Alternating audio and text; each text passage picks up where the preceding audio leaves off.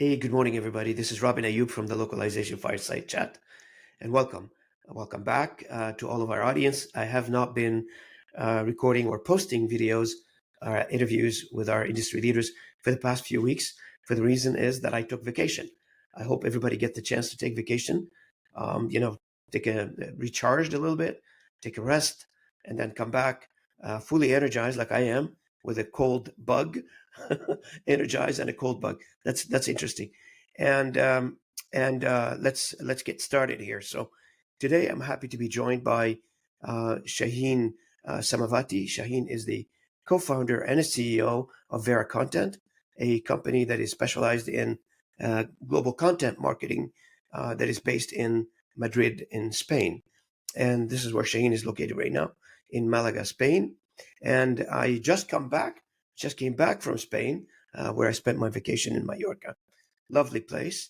And I was looking forward to speaking to you, Shaheen, because first I would like to introduce the audience to what you do. But before we do that, I would like to introduce the audience to who you are.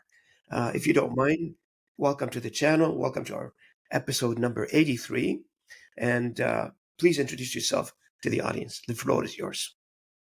Yeah, thanks so much for having me. So, like I said, my name's Shaheen Samavati, and I am CEO of VeraContent's. I'm my normal spiel. I'm so used to just going into what VeraContent does, but I guess to tell you about myself personally, so I'm originally from Cleveland, Ohio area, and my mom's whole side of the family's from there. My father's from Iran, and I moved to Spain when I was. So my background's in journalism. I was working in journalism in the U.S. I moved to Spain back in 2010 now. I've been in Spain for 14 years. And I originally came here to do an MBA. But then I decided I had the opportunity to work in Spain afterwards. So I worked in corporate communication in Malaga, and I've been living in Malaga, about half in between Malaga and Madrid, basically since then. And I started my agency VeraContent back in 2016. And yeah, and I can tell you a bit about that if you'd like to. So tell me, Yeah. how do you like living in Spain? I mean, from the United States to Spain, that's a big move. Yeah, I love Spain. I'd actually never been here before I moved here, so but it was a good choice. I just knew I wanted to study abroad. I had never done study abroad in undergrad, so I wanted to do a master abroad and was researching different programs, found one in Spain, had never been to Spain, and yeah, got here and haven't left. So So tell me, yeah. like, everybody asked the question, right? So I'm going to ask the obvious question before we get into, Vera content for a second here. What drove Mhm. you to establish your own company? You said you were in journalism, you did an MBA in journalism, you worked for other companies, obviously. So what Mhm. pushed you to become an entrepreneur, if I can call it that? Yeah, I think I always had an interest in entrepreneurship. I wrote about, I was a business journalist in the US, so I got to write about business people and entrepreneurs. I actually started a column called Bright Ideas about new businesses. So I was always interested in that. That's part of why I decided to do an MBA, because I wanted to learn more about business. And although I don't know if I would have ever started my own business if I hadn't moved to Spain, I think that it was like wanting to make my own thing in my own life in Spain was a big motivation for why I ended up starting my own company. So yeah, and also just working here and seeing the specific need that I was in a particular position to fill at that moment is also what led me to start VeraContent. So the follow-up question on that would be is, comparatively speaking, how do you feel now in your new role versus what you have been doing before that? Yeah, well, I've done a lot of things over the years. So, yeah, so I guess I kind of fell into localization into the industry, because when I came to Spain, like I said, I was a journalist. After the MBA, I was working in corporate communications and marketing roles. And Mhm. basically, if you work in those industries, in those areas, in Europe, you end up doing localization, because international companies in Europe tend to need to create content in a lot of different languages. So I was basically a marketing manager having to outsource this kind of work to other vendors. And basically, I thought I could do it better. And that's what led me to start my own company. I found it difficult to find like an agency to work with that kind of shared the same values I did when it came to quality content production and editorial processes. So that's what I So wanted to change. one of the things like entrepreneur battles with and or get to experience, and they have not experienced that before, unless in a different capacity, you must have done that, is managing people and Hmm. being a leader of a group of people that they work for you directly. Yeah. Tell me about the leadership experience. Yeah, of course, my role today is like completely changed. I'm not working directly on projects at all anymore. I'm like managing the management team. So, and it's required like taking on a whole new set of skills, and it's a completely different role. Um, so, what was the question though? How do you manage people? Like, tell me about the leadership role. Like, how do you lead people? What's your style? What's your experience in leading people? Yeah, I mean, I think I don't know. I would call myself a pretty humble leader. I'm more of like a behind the scenes person. So for me, public speaking even isn't my forte. I'm trying to push myself a little bit more by doing more public speaking. So, um, but yeah, I think I, my like one thing that I think I've learned a lot through my experience in leadership is just how important it is to listen. And like I think when I first started out, I thought, I mean, I still think I know more than everyone a lot of the time, but I realized the value of just like stepping back and yeah, listening to other people before I propose an idea. So and actually taking the time. My team's still small enough that I can meet with everyone on the team one on one. So I find those like one on one interactions like super valuable. That's when I learn the most. So tell me, how many employees you have at VeraContent? We're 14 on the team, on our core team, and that's like our project management team and our sales team. But our and then we work with freelancers all over the world for the actual delivery of the work. Of So, course, like the rest of us in the yeah. industry, you've got an internal core team, and then you have freelancers on the outside. Which brings Mm-hmm. me to the next question. We would love to get to know a little bit about VeraContent, and a why did you select the name VeraContent? And if you don't mind telling me a little bit about the company. Yeah. So Vera is like comes from the Latin for true. So it was the idea of like true and accurate content. And of course we wanted to choose a name that was easy to say in different languages, and being based in Spain, that was easy to pronounce in Spanish. Of course, we get some slightly different pronunciations. Americans like to say Vera. Actually, I was impressed with your correct pronunciation of our name. So thanks for that. Vera content is how we say it. So why did you? So A, so you selected the name, and B, what is VeraContent in a nutshell for those who don't know you as a company? What does the company do, etc. What else can you tell us about VeraContent? Yeah, we call ourselves a multilingual content marketing company. So we're specialized in content production for um, corporate channels, basically blogs and social media websites. So digital content mainly, although we've done other types of marketing content as well, brochures, you name it, ads as well. But really, our bread and butter is social media and blog content. So And it's very interesting because one of the conversation we're having as an industry is, and I don't know how deep you're involved in the industry, but I had a conversation with Don DePalma, who's the founder of CSA Research. It's on the channel. You can look it up. And we talk a lot Don talks a lot about the post localization era. And, having this conversation today where it sounds to me like VeraContent is creating content in target languages. So you guys are not creating content in English and then trying to convert it. It sounds to me, correct me if I'm wrong, mhm, that you create in some cases, maybe not all cases, in some mhm. cases you're creating content in directly in the target languages.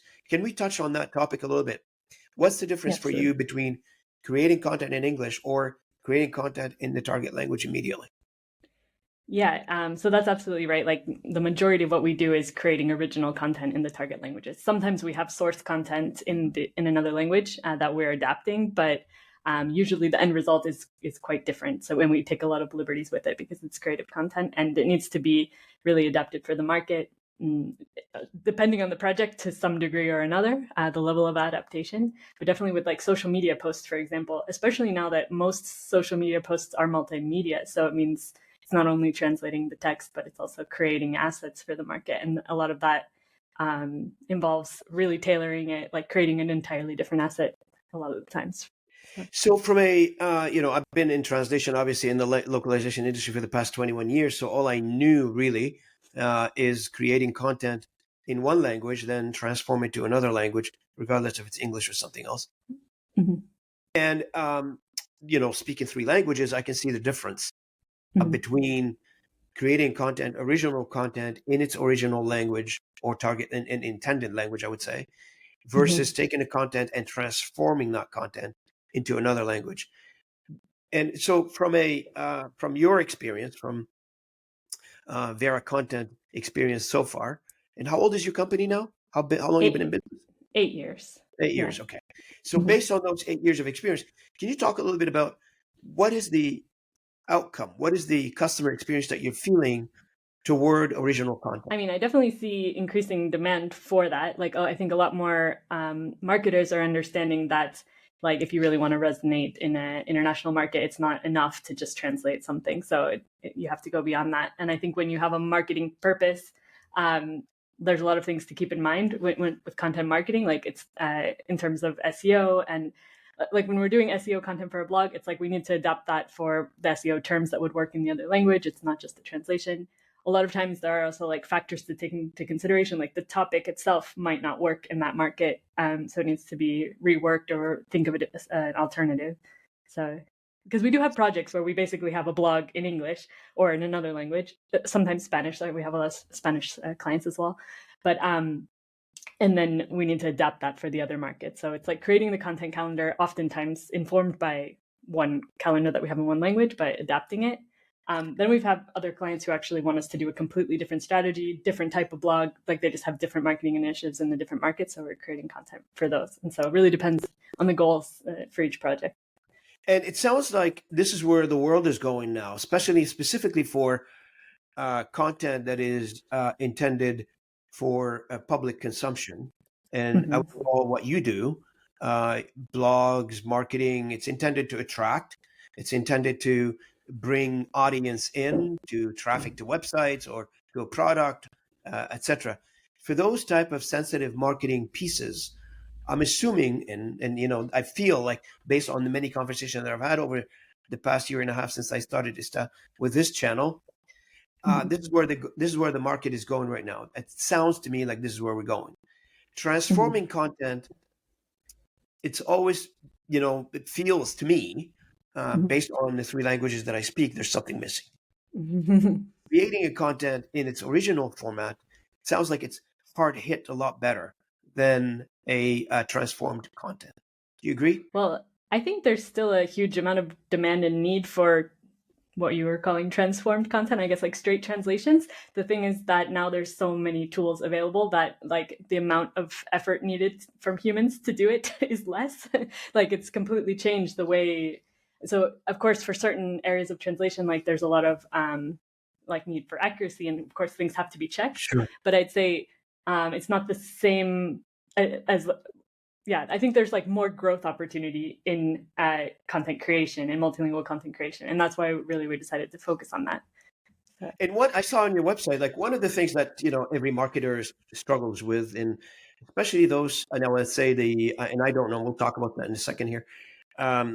Especially for those mid-level markets, I would say, the mid-sized companies or small companies, they struggle with consistency in marketing. Marketing is all about consistency. What is consistent messages that you're putting out there? How many audience are you attracting to those messages? And if you, like I did, go on 3 weeks vacation and come back and don't post anything while you're on vacation, that's a gap. That's not supposed to happen. If you're, trying to market product, obviously for me, I'm not marketing a product and it's a personal initiative. I'm trying to balance personal life and personal initiatives at the same time. So for those consistency, and I noticed on your website you have a program where you take, for instance, a customer and you do like 5 posts or X amount of pieces per month, per week, etc. Is that true? Can you talk a little bit about that?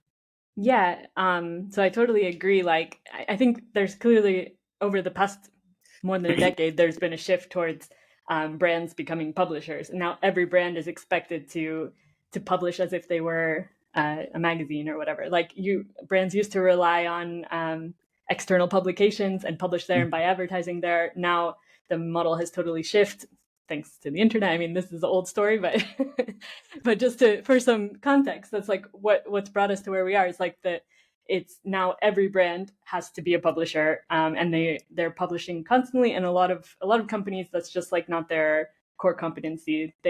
And some brands have actually done a fantastic job of like building their internal team, and they're consistently publish, but it requires building an entire department for that. Basically, it's a big job.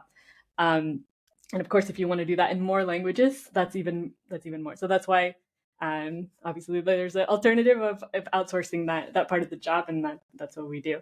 And of course, we have like super set processes and timelines and tools that we use to keep the content production going. And I think that's the value So we add for brands. I believe like what you're based on our conversation today, that if somebody was to do some of the services approaching some of the services that you guys are offering at VeraContent, there's two options: either they do it themselves or they get somebody to do it for them, right? And this is where you guys come in. The key here is, and this is where some of our audience may get a little question mark on this one. Oh, I can download an app and it will do XYZ for me. Why do I need to hire somebody to do it for me? Yeah, you have an option, I would say, right? Everybody got the option of downloading an app, and obviously there's an app for everything out there. Can you talk to me a little bit about what's the difference between doing it themselves versus hiring you? Yeah, I mean, I was saying if you want to do it yourself, it's basically hiring at least a project management team internally who's going to be the ones dealing with all of the different stakeholders involved in producing the content. And depends. For us, I feel like our kind of like perfect client is a mid-sized company. That's because some of the really big corporates, I mean, they have their internal team, or they have like they have big agencies that they're working with. So, but I feel like, and also like they might be totally happy to have lots of like a very large operation with working with multiple agencies, where I feel like mid-sized companies would prefer to have like one point of contact. So that's really what we offer, is like a one-stop shop, a central point of contact where we are managing projects across multiple markets. So rather than having to work with one agency in Germany and one in Spain and one in Italy, which is what was kind of a lot of companies were doing, Sure. being able to work with us, and we manage that all for you. So it's that whole outsourcing business case versus doing it internally and hire your own staff, and it can get a lot expensive because there's in these types of initiatives, I guess, in these types of products and services, there's a lot more skills required than you can hold in one or two individuals, right? So I'm assuming that people go through their mind, I can hire somebody that can do it for me. Well, there's so many different skills that they're required that one individual may be not possible to have all these skills. You may have a lot of times we will get requests from someone who we tell them like, look, one person could do this. You don't need us to do this for you. Like that's not really where we add the value. Where we add value is when you do need 20 people working on the project, and we'll manage those 20 people for you. But if you have a project in 2 languages, that's writing 4 blog posts a month, then you don't necessarily need us for that. It's when it's more languages or more volume. So tell me a little bit about the process. Like in a lot of these cases, when you are working with a certain company, you got to understand their philosophy. You got to understand, there's a lot more to it than just taking the project and assigning it to somebody. There's a lot of information that needs to be collected at the front end to set the stage for the project success. Can you walk me through this? Like, how do you understand what the customer desire, hope to achieve, and what the intended goal, and how do you capture all this? Because there's a lot of it. It seems to me, it's in the, what I call, it's in the ether, meaning that, I want to sell widgets to this specific demographics, and I want them to buy lots of it. But first I need to understand what this widget does and do. And then we need to capture the essence of this so I can create a very fundamentally moving content that that the audience can react to it positively. Yeah, that's a really important point. Like, that's also something that every new client we work with, we do an onboarding process and I should say that we only do long-term projects, because that's something we found. It's like it takes you months to really get to know the brand, and so it needs to be something that's going to be a long-term commitment of being partners in being kind of their external content creation team. Like, doesn't make sense to oftentimes we're the ones actually creating the brand guidelines and the tone of voice and the style that they're going to be using across the channels. And obviously it takes time to develop that. It requires a lot of conversations with the client. And it means working really closely hand in hand. So it's something that is developed over time. So you only focus on long-term contracts, I'm assuming, right? Mm-hmm. Yeah, exactly. And so I know, I mean, we all know there are a lot of other companies that provide the same service. And Mm-hmm. I've interviewed a few on my channel as well. I'm not Mm-hmm. sure if you had a chance to look them up. But at the same time, um, the question comes up here, not just for you, but for all of us in the industry. And Mm-hmm. I've interviewed many people in our industry, and everybody says, we do X, Y, Z. And I keep asking, so what makes you different? Mm-hmm. So what makes you different? Is that a tough question?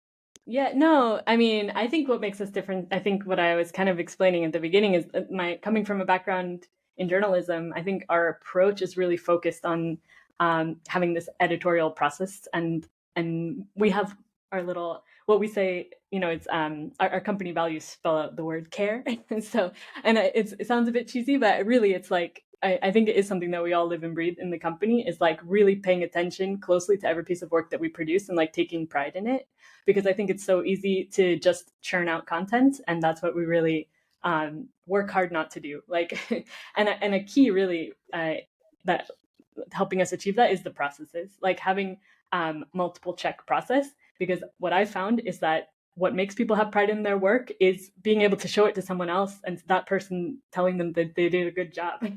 Like, and if you don't have that step in the process and you're just like throwing it back to the client, then you're not going to get the same results. It's a really simple thing, but it makes a big difference. So equality, I'm assuming, in to encapsulate what you just told us, is the quality of the pieces that you deliver to the customer and the pride associated with creating those pieces of content. Yeah, but I think like quality is something that's very subjective. Of course. Yeah, so I guess it's like by having conversations around the content that we're producing and actually having interaction on the team to like share the creative ideas, it's like producing things that are actually original and unique, not just kind of cookie cutter content. Talk to me about your, the customer side of things. Like, what market do you serve? Are you global? Are you local, just in Spain? Today we live in a sort of like a digital world. I'm assuming your customers from all over the world. I don't know, but Yeah, I mean, we basically work with any company that wants to reach the European market. So we're specialized in creating content for European markets in European languages. Most of our clients are either in Europe or in the US. But yeah, so several of them in Spain, of course, because that's where we're based. But we also have clients in the UK and the US and Germany, other markets as well. and what's Yeah. your sales and marketing strategy? That's a good question. I mean, it's mostly inbound. So, I mean, because we are a content marketing company, we're strong in that. So we pretty much, like the vast majority of our clients have come inbound or through referrals, client referrals, and personal Do you have a contacts. sales team? Do you have a business development team? We, Is it just word of mouth? yeah, we have two account managers on our team who are kind of like responsible for converting new deals, but mostly in inbound deals, basically. Yeah. Excellent. Well, I mean, look, the best way to sell is doing a good job, right? Yeah. It's you don't need a lot of marketing. Back in the days when I was young, I worked for a company that did marketing, actually a marketing company in Nicosia in Cyprus a long time ago. And I Mm. remember this owner used to tell me, we create advertisement for people to, I don't want to say on the camera what he used to say, but basically he's trying to say to me, we create marketing for things that doesn't market itself, that don't Mhm. market themselves. And if you do a good job, I guess that's a brand marketing, right? Yeah, absolutely. Yeah. I mean, who doesn't want to refer a good supplier nowadays? Because everybody's looking for a good supplier, right? Everybody's Yeah. looking for a good provider of something, Yeah, whatever that is. In, absolutely. in your case, it's content marketing, but Yeah. And like I said, we're doing like big long-term contracts. So we're not like selling I don't know, widgets. So it's all yes, about yes. relationships and the long-term relationships. But who doesn't want to add another customer? I'm assuming you want to add another customer. Yeah, absolutely. Yeah. I mean, that's why Yeah, we're having this we've talk. had our best year to date so far this year. So, and we continue to grow and very organically. So it's been. So let's shift the focus a little bit and talk a little bit about trends. Hmm. And we've been talking on this channel quite a bit about AI. Hmm. So do you use AI in your process? And what's your view on AI in general? Yeah, I think that everyone should be using AI, and if you don't, you're obviously putting yourself in a disadvantage. I think the question though is like how you use it and making sure you're using it well and having guidelines for the team to use it responsibly. And I think that is the challenge because it's difficult to actually, even if you say in my company we don't use AI, people in your company are using AI. You can't stop it. I mean, it's so accessible. It's built into a lot of the tools that we use. So, I mean, everyone is using AI to some degree. But we actually created an AI task force on our team, and we've actually been investigating like how we can really use it better. We were already using tools that incorporate AI in some ways, like our translation software has some AI features, like of course, and um, but of course, specifically how to use generative AI for producing content is something that we've been just implementing recently in terms of making sure we're using best practices. Because, of course, from the project management perspective, giving like, okay, for this project, this is how we're going to use it. And we're all going to share this custom prompt that you should always use this prompt, like not something else, so that we're consistent with the results that we get, and also that it's clear what the process is. Once you've used that prompt, what do you need to do next? How do we make sure we get accurate results? And yeah, and So I'm guessing from what you're telling me is a human in the loop. In your case, part of the process. It's in the process. yeah, absolutely. I mean, I'd say like 90% of our projects are still like mostly humans. It's only when it's like so we've only been testing this on like very specific routine content creation projects where it's like, okay, this particular, like we're always doing profiles on people in the company. And so we need to basically take this questionnaire with them and like reformat it into a profile on them. Okay, this kind of thing for reformatting, it works really well. And it saves the team a lot of time just from having to glean through that and choose the information and put it in the right format. Obviously, for like research, you have to be careful in terms of like we can use it to like point us in the right direction, but then we need to double check everything that it suggests and ask it for sources and double check those sources. So that's something. Those different use cases are what we've been working on establishing best practices for. So do you think like this is the status now, and obviously technology Mhm. is changing like every day, and Mhm. what we know this month may not be the same what we know next month. From day to Mhm. day, things are moving. So where do you think AI eventually will be, and how do you think eventually? And I know we only deal with what we have, so what it is Mhm. now. But can you project down the road, a few months down the road, a year down the road? Where do you think this is going? Um, yeah, so I think obviously AI has the potential to kind of make our lives a lot easier in a lot of ways and eliminate tedious tasks. So I'm optimistic that that's going to be the outcome for the most part. Like, and we can only hope for the best and embrace like how AI can help us. So that's my perspective on it. In terms of one thing analogy or comparison I like to make is with machine translation. I think a lot of people were afraid of machine translation when it first came on the scene, and now we see like how much easier it makes our jobs as translators. At least if you're doing marketing translations, of course, I think every translator now uses machine translation. It's built into pretty much every CAT tool. And so it's like, but it's, of course, it's like doing a lot of the heavy lifting of just like transforming one word into another. Sure. But then it's leaving the creativity to like there's still it's the human who's the one making the final decisions and doing like the most fun part of the job, I would say.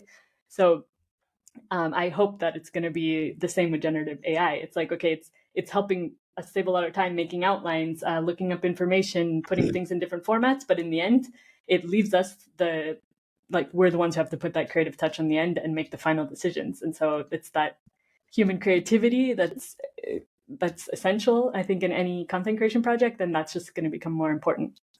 Absolutely. And one of the things I talk about on this channel is the technology is available to everybody now. The genie's out of the bottle.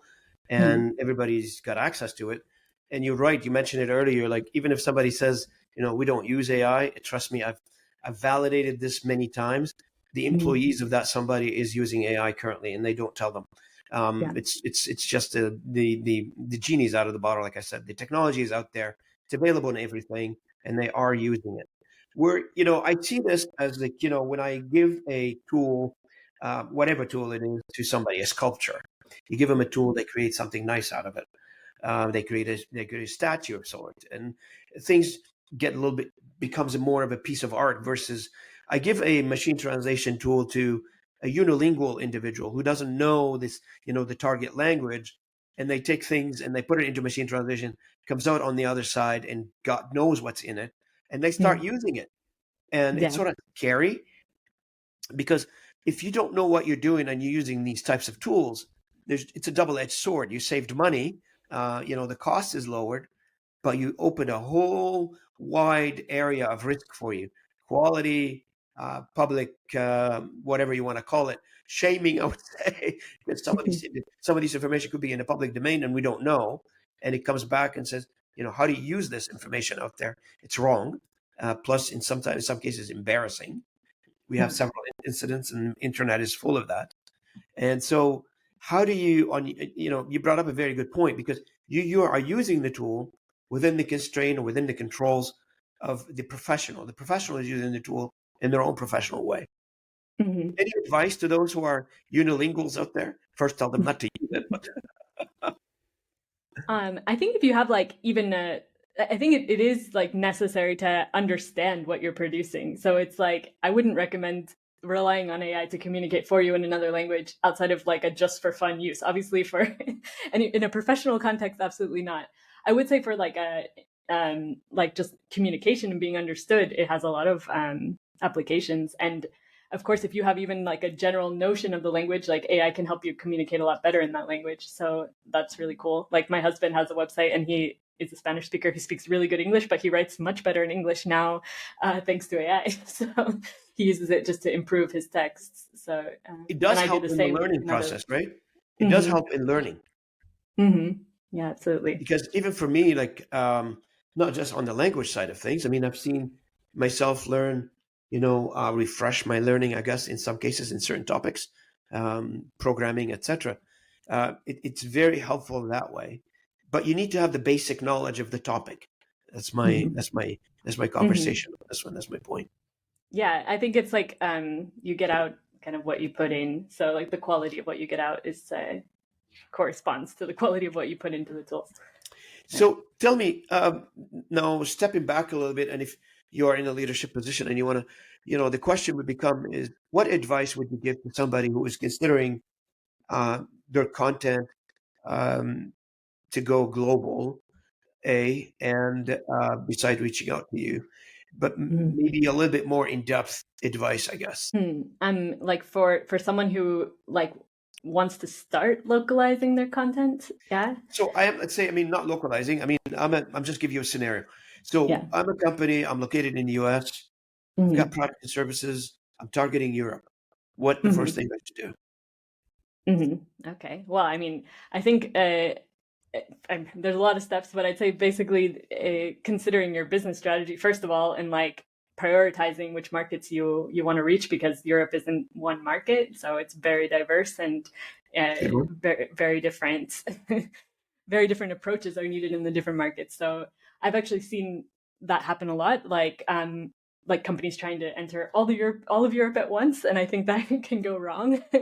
So I would say focus and decide what's your priority, and creating a strategy specifically for your most important markets before trying to target the whole continent or the whole world, obviously.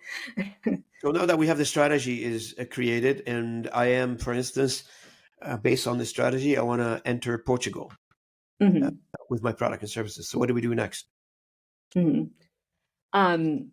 Yeah, so that's it. I mean, I need more information. This is too hypothetical. No, I mean, that's fine. I mean, look, I mean, at this stage, I'm selling a car. I want to sell it in Portugal. That's all I have. And my content, everything is done in English. But based on strategy, I'm going to go into Portugal. How do I go with that? Yeah, I mean, I think it requires some market research on like specifically who you want to reach in Portugal and what are the best channels, to reach them.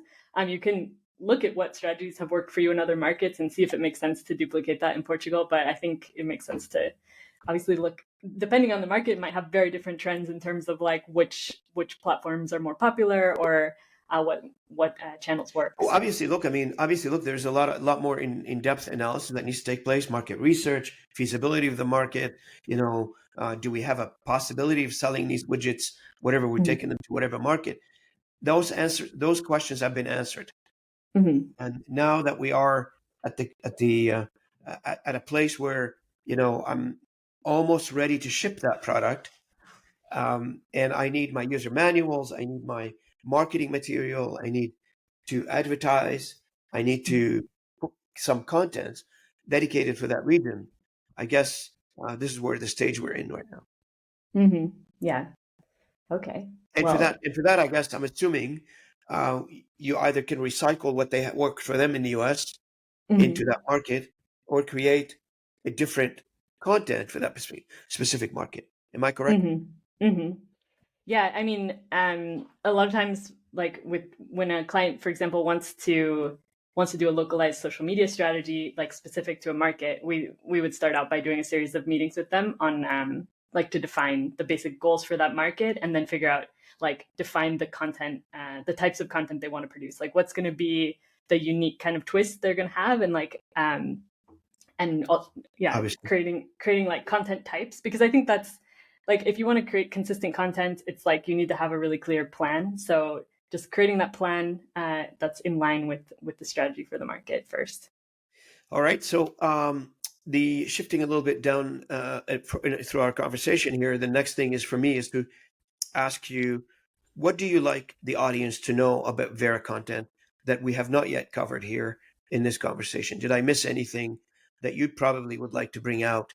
And just to give you an idea, so far we have about 380,000 views on this channel. So there's a lot of viewers out there. What do you Mhm. like to tell them? Ooh, okay, that's some pressure. um, yeah, so I mean, I think we've covered kind of the basics about what we do at Bear Content. I mean, I guess um, I mean, one thing I would just say is like for anyone who's like we're always recruiting, so definitely interested for any talented writers across Europe to apply with us. So and we really look for people who have a writer profile, like and who have background in journalism or in content creation, but who also have knowledge of languages is a big plus. Absolutely. And you know what? I'm very impressed with the model that you've created. And, since I made contact with you, I've been looking at your company and doing some studying on it. And I encourage our audience to reach out and find out more about you. Maybe not necessarily, uh, may result in business immediately, but it may be result in business down the road for you, whatever that business is, hiring, attracting another customer. And this is what this channel is about, really, is to bring those stories, those opportunities that these entrepreneurs such as yourself are creating, and bring it to the top, bring it to the surface, and get people to know about it. And hopefully down the road, somebody says, you know what? I got to get a hold of these guys at Vera Content because I want to talk to them. And I've got Yeah. something useful for them. And this is what this is about. Yeah, I guess one thing that also occurred to me that I wanted to mention before is that I think one problem that we see a lot of companies facing is that they have been kind of having like disjointed marketing efforts. Like they're in different markets, maybe one distributor is doing one thing, like they have a social media channel there that it's like, and in another you have an intern created an account like 5 years ago and nobody's updated it. So, and I think a lot of times, I think a big like people like brands come to us because they need help kind of like sorting that all out. I think everyone has realized now like how important social media and content marketing are and how much visibility you can get through that, and people and many marketing directors are saying, okay, wait, we need to take this seriously, we need to get things in order. So yeah, I think that's a big place where we bring value, is like helping brands kind of get a hold on what they're doing in different markets around the world and creating consistency across markets and making sure the brand is really accurately represented in each of those markets. Absolutely. And, this is a very important topic because, if I look at all the companies that I've been talking to and I look at their LinkedIn page or I look at their, YouTube channel, if they have one, I see a lot of gaps in there, right? And, Mhm. and then, we turn around and say, I hear these individuals telling me like, we got to get better at marketing Mhm. and you got to get better at marketing, which is fine, but you need to put a plan together, as you were mentioning. And this is where you guys come in. Yeah, absolutely. Absolutely. So, okay, so just coming up to our end of our conversation, which I really appreciate your time, appreciate the conversation that we're having right now today with me, and I'm glad to have had the opportunity to talk to you and to understand a little bit more about you personally and about your company as well, Vera Content. Any last comments that you'd like to add before we stop the recording? I think I added my extra comment there. So, yeah, I think that pretty much covers it. Thank you so much for having me on the show. It's been great. I really appreciate it, Shaheen. Thanks for joining me. And for our audience, thank you again for listening in for another episode. And I hope you stay engaged with us. I hope you join our WhatsApp group if you're inclined to join our WhatsApp group where we share thoughts, ideas, etc. And also, I hope you can stay connected with us on all of our content on our YouTube channel, on our podcast channels, etc. So, looking forward for another conversation for all of our audience. From myself, Robin Ayub, and Shaheen Samavati from VeraContent. Thank you for joining me today and look forward for another conversation in the near future. Thanks so much. Appreciate it.